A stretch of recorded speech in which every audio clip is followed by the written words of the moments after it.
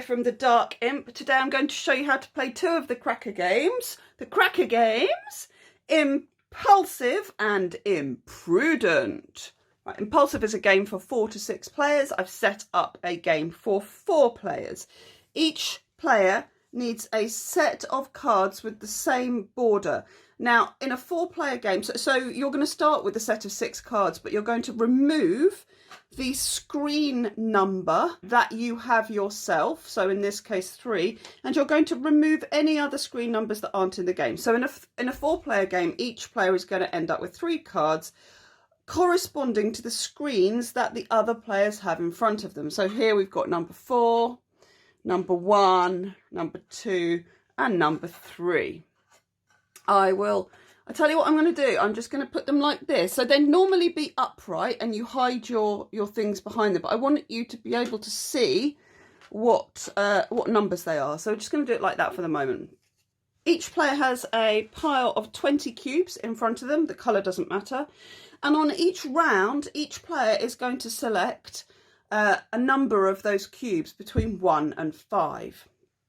So you can take all 5 if you want, and then decide which ones you're going to use. When everybody's chosen, you put your hands into the middle, and then simultaneously you reveal how many chits, how many cubes you have taken. And those cubes that you've taken go behind your screen, and the others that you didn't put go back on the screen pile. So for example, with this player, they've chosen 3. They're going to go behind the screen here. This is what it's normally going to look like. Don't forget, I just want you to see the numbers. That's why they're face down. So we've got the 3 here, and the other players can now not see these 3 cubes, although they have seen how many you've put in your hand. And the same is going to happen with other players. So let's say this player selected 4, this player maybe just chose 1, this player chose 5. Okay, so that's the first part of each round. Now each player is going to look at the cards which correspond to the other player's screens, and they're going to choose one. So with the cards, you're just looking at the numbers in this game. You're not interested in the imps or the borders. The borders are just your own set in this game. So you're looking at the numbers and you're going to choose one. Let's say I'm going to choose this one. Now you can't see what anybody else is choosing. You're going to all choose at the same time.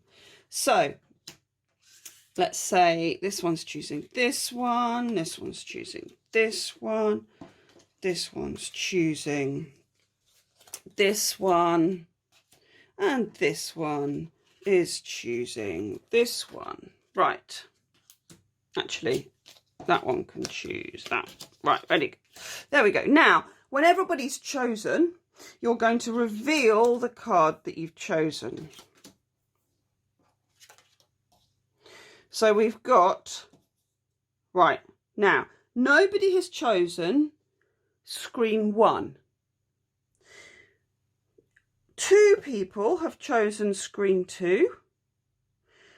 1 person has chosen screen 3. And 1 person has chosen screen 4. Now, if 1 person has chosen a screen number, that person that chose the screen gets to take all the cubes from behind that screen. So in this case, this player, player 4, has chosen screen 3, and they're the only player, so they get to take all of the cubes, and they're going to keep them in their scoring pile, which is away from their screen pile. This player is the only player to have chosen screen 4, so this player gets to take all the cubes from screen 4 and put them to the side of their play area. Now, for screen 2, which is the one with 5 cubes, 2 different players chose it, so neither of them get it. If nobody gets what's behind your screen, if nobody is allowed to take what's behind your screen, like in these 2 cases, this one because nobody voted for it, and this one because two people voted for it, then the player gets to take half of what is behind their screen rounded down. So in this case, this player will get to take 2 cubes and put them in their own scoring pile, and this player, sadly, 1 rounded down half rounded down of 1 is 0, so they don't get to take anything. Now, any cubes left behind screen stay behind screen, so this one and these 3 stay behind the screen, and you move on to another round. You put these cards back. You can use these cards again next time, and again you're going to reselect cubes. You're going to show, everybody selects at the same time. You're going to show, you put them behind your screens. They get added to things that are already there if there are things from a previous round. And then you're going to choose again and take the cubes again. And the game progresses like that. The game ends when one player, remember you can only take up to 5 each turn, when one player has nothing left in their screen pile. That's going to be the last round, and the winner is the player with the most in their scoring pile. So after round 1, player number 2 was winning. And that's how you play IMPulsive. So, IMPrudent, like all the Cracker games, the rules are just on one small sheet, so it's a quick game. This one has a complexity rating of 2 out of 3. So to start with, so you can play this game with 2 to 6 players, and each player needs to be dealt a hand of 4 cards at the beginning of the game. You're going to shuffle the cards. You're going to have 1 imp just to show the starting player. You're going to have a draw deck and put the first card of the draw deck face up. Right, to play the game, you are going to, when it's your turn, and it will be this player's turn because they're the starting player. When it's your turn, you're going to look at your cards and look at the card in the middle. And you are trying to match features between your cards and the card in the middle. Now, we have some choices here. The 4 matches the colour. So these are both yellow imps. These 2 cards match the number. These are both 5s. None of them have the same border pattern. So I can choose how many cards I want to play, up to 3, that match this. So I could choose to play 1, and that would match this. Or I could choose to play 2. They do not have to match each other. So these do, but they don't have to.